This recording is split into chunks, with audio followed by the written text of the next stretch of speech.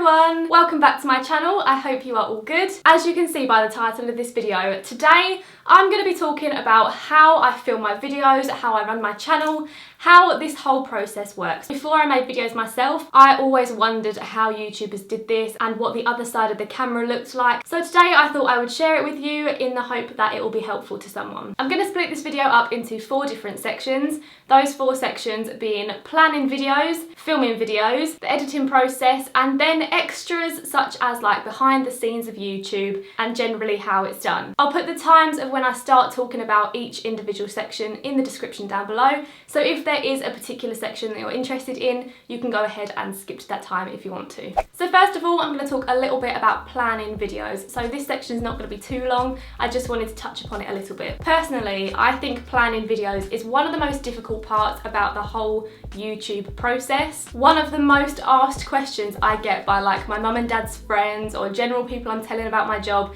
is, how do you keep thinking of ideas? And honestly, sometimes I don't know what I'm going to film from one week to the next. For me, what I do is maybe like once every month or every couple of months, I will have what I call a creative day. I'll do a lot of research, I'll see what kind of videos people are liking on YouTube, and I will plan my videos for the next 1 or 2 months. And I always feel a lot better once I've planned ahead. I guess it's kind of like freelance work. So if a writer knows that they've got work coming in, it's a big weight lifted off your shoulders. And to plan my creative days, mostly I use my little monthly planner. So here is an example of one of my months. I kind of use it as like my personal diary as well. But as you can see, every Monday and every Thursday are my video ideas, apart from the 28th of August. Not sure what happened there. But yeah, this is my general plan. So at least I know what's coming up. And another thing I find really helpful doing is when you work from home, you've got to be quite self-aware of your time management. So every Sunday night I'll sit down and plan what I'm going to do every day for the next week, when I need to film, when I need to edit, if I need to send anything off to brands, so that on Monday morning when I get up I know what I've got to do. Tuesday morning it's the same. I find that really helpful. Knowing what you've got coming up and planning your schedule is so important. Okay, so moving on to the section of filming. I get quite a few questions about what equipment I use, so I'm quickly going to run through the camera, the lighting, everything like that. The camera that I use for my sit-down videos is the Canon EOS 700D. It's by far not the best Canon camera out there, but I feel like what makes the world of difference is the lens that you use. And the lens I use, I've written it down so I don't forget, the lens that I use is the Sigma 18-35mm f1.8 DC lens. If you're into photography or videography or anything like that, that will probably make sense to you. If not, that might sound like another language. And for the longest time, I used the kit lens that came with the Canon camera, and that was fine to start off with, but then I wanted my videos to look a bit higher quality. I wanted the background a bit blurrier. Recently, a lot of people have been asking me if I've got a new camera, but actually, I've just learned how to use my lens properly. I learned that the lower the f number, the blurrier the background. Don't get me wrong, there's definitely lenses out there that can give you a blurrier background than this. I could probably change some settings on my lens and it'll be a bit blurrier, but I'm happy with this for now. So this is what my setup looks like when I'm filming a YouTube video. As you can see, I use softbox lighting. I actually do have a second light, but for today's video, I only needed the one because I'm using natural lighting out of my window. I try and use natural lighting whenever I can, just because I feel like it looks a lot softer on camera and it's a natural bright light. It's an even coverage. I just really like using natural lighting when I can. But obviously the window is this side of me, so I need a little bit of help from this side, which is why I have the one softbox light. I just got my softboxes on Amazon. They're about £40-ish. You can get cheaper ones than that, you can get more expensive ones than that, but generally I feel like they all do the same job. A lot of people on YouTube use ring lights, but for me, when I was buying my lighting, ring lights were too expensive for me to buy, so I settled with softboxes, and since having them, I've never had the desire to get a ring light. I really like the way softboxes look. I feel like the light is a lot softer, it's a lot more diffused because of the white sheet over it. Obviously, that's just my personal preference. If you prefer the look of a ring light, which is a slightly harsher light, but it's a more direct light, that is down to you. So obviously, as you can see, my camera is on a tripod.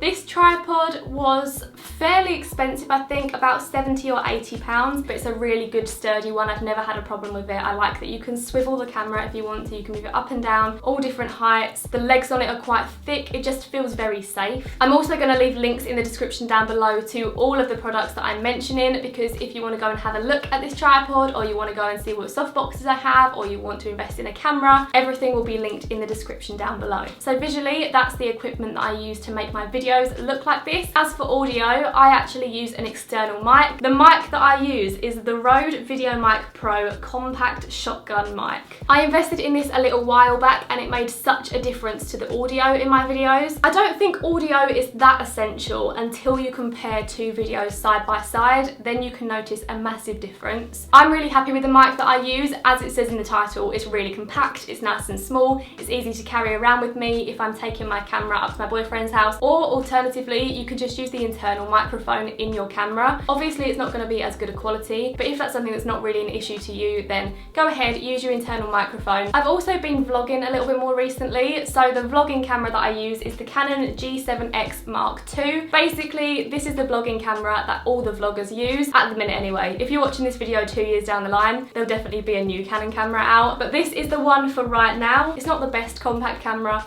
audio wise, but the visual is really nice on this. It adjusts to lighting really nicely, whether it's dark or light. You might have seen a lot of YouTubers complaining about the focus on this going after a little while. I would say that's Canon's biggest issue with their smaller cameras, is the autofocus. It does start to wear out fairly easily. And I'm just going to quickly mention that the memory cards I use are the SanDisk 32 and 64 gigabytes. I've never had a problem with them. I use the 64 gigabyte in my vlog camera, so if I'm out and about I'm not going to run out of storage, and I use the 32 gigabyte for my camera. But I feel like they've lasted quite well because I always clear them. I don't keep anything on my memory cards at all. When I sit down to film a video, my camera battery is always full and my memory card is always empty, so I definitely recommend that. I feel like looking after your equipment really contributes to the longevity of it. Okay, so I'm now going to talk about my background, and I'm just going to run through where I got everything from and why I chose it. So this behind me is a plain white corner desk from IKEA. I can't remember how much it was, I think about £60, but I just wanted it to feel cozy, feel homely. The chair that I sit on when I film my videos is this one from IKEA. It does come with wheels that you can put on it, but I didn't need the wheels on the bottom, so I just have it without. Up here I have my fairy lights, which I get asked about so much. I got these from Amazon. They were about £30. They are basically one long string of fairy lights. If you happen to click on the link down below and you're a bit confused by it, I have the warm white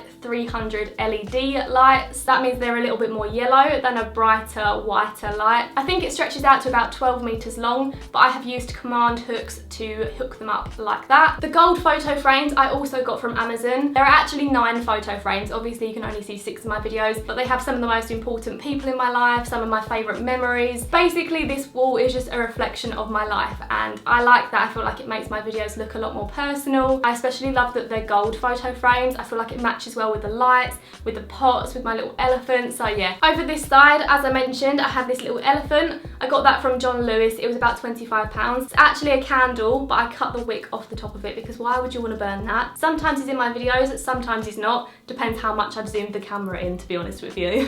This little plant and plant pot are from IKEA. Wanted to add a little bit of greenery in the background of my videos for a more natural feel. Here we have a little pot of makeup brushes. I actually don't use these makeup brushes. I got them on eBay. It cost me like £11 for about 20 brushes. I like having those in the background because again, it's a little insight into my life. Sometimes I do makeup videos. I enjoy doing my makeup and I just like the way that they look. Then over this side, again, we have another plant and a plant pot from IKEA to even out the greenery, and also a little fake orchid because orchids are my favourite flowers. So that is my background, where I got everything from and why I chose it. I feel like my background is quite girly, but it's also quite homey, which is me in a nutshell. Another thing that I have, which I feel like is vital for my videos, is this little fold-out table. Again, I got this on Amazon for about £10, and it's actually for the elderly who can't move around a lot. But when I film makeup videos, this is so handy to have to fold out in front of me, to put all my makeup on. It means that I can set my camera up closer to my face. This fold-out table has honestly been a lifesaver because it's nice and small and compact.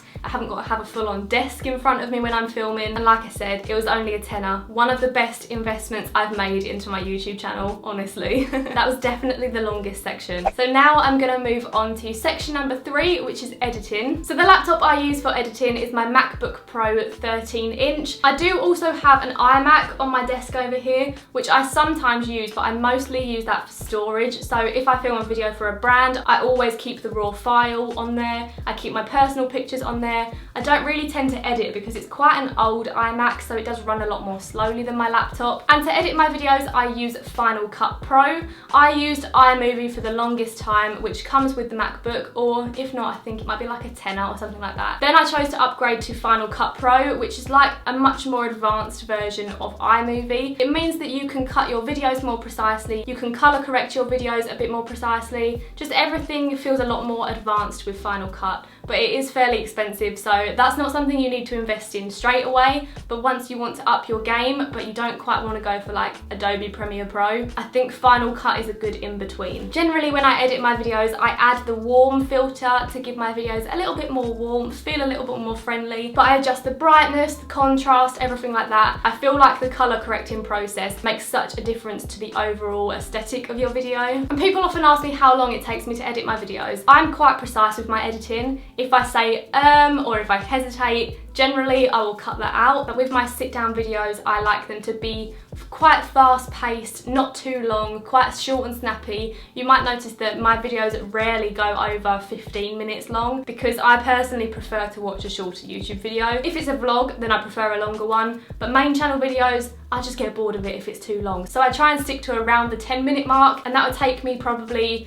2 hours minimum to edit that, and depending on the video it could be up to like 2 days to edit it. So it completely depends on what the video is. I'm just such a perfectionist when it comes to it that it takes me so long. I'm very jealous of the YouTubers who can edit their videos in like 20 minutes. Another top tip that I would give for the editing process is compressing your file once you've finished editing it. So once you've edited a video, you will export it. On Final Cut, I always export file as, rather than export to YouTube or something. On my laptop, it always comes out as a fairly big file. So I downloaded an app called Handbrake. I downloaded it from Google Chrome. It never got any viruses, nothing dodgy, nothing like that. And basically it compresses your video to like half the size that it was before, which is great for me because where I live, the internet is quite slow. So obviously the smaller the video file, the quicker your video is going to upload onto YouTube. I think that's everything I have to mention for the editing process. So now I'm going to move on to the final section, which is behind the scenes. I just want to kind of touch upon like getting your name out there,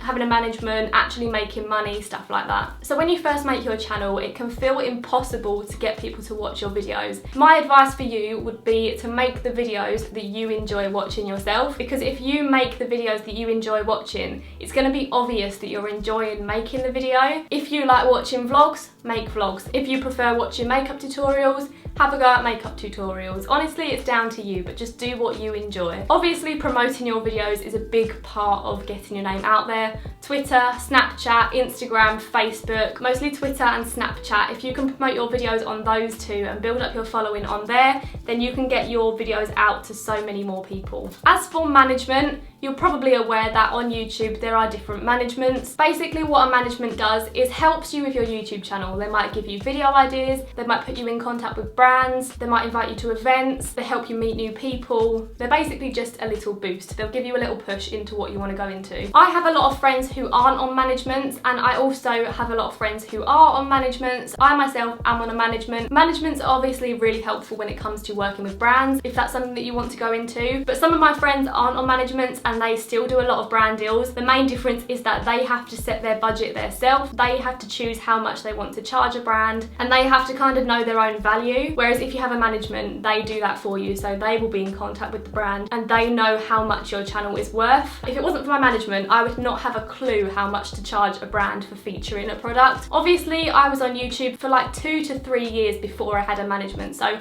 it's definitely doable without one, but having a management, it just feels a lot more like you've got moral support. But definitely don't rush into getting a management. You do not want to sign with the wrong management. There are a lot of companies out there that will sign YouTubers, thousands of YouTubers, take a percentage of their profit and not give anything back to them. They get no brand deals. They basically don't even talk to their agency, which is so bad. That is definitely not what you want. So don't rush into getting a management. Don't like force yourself and sign up for a contract that you're going to be stuck in for like 2 or 3 years unless you are absolutely sure that it's going to be beneficial to your channel. So be careful when it comes to signing contracts on YouTube. It was one of the best things to happen to my channel, but I know for some people it's the worst thing. And a lot of people ask YouTubers, how do you actually make money doing that? So I'm going to try and explain it in the most basic way possible. On YouTube, you make money through AdSense, which are the ads at the beginning or the middle of your videos. From my understanding, you also make money from the amount of subscribers you gain, from the views, the likes, the general interaction of your audience also increases your revenue. But for most YouTubers, their main income is through brand deals, so featuring products in videos. If people build up their social media, then they could also feature products like just on their Instagram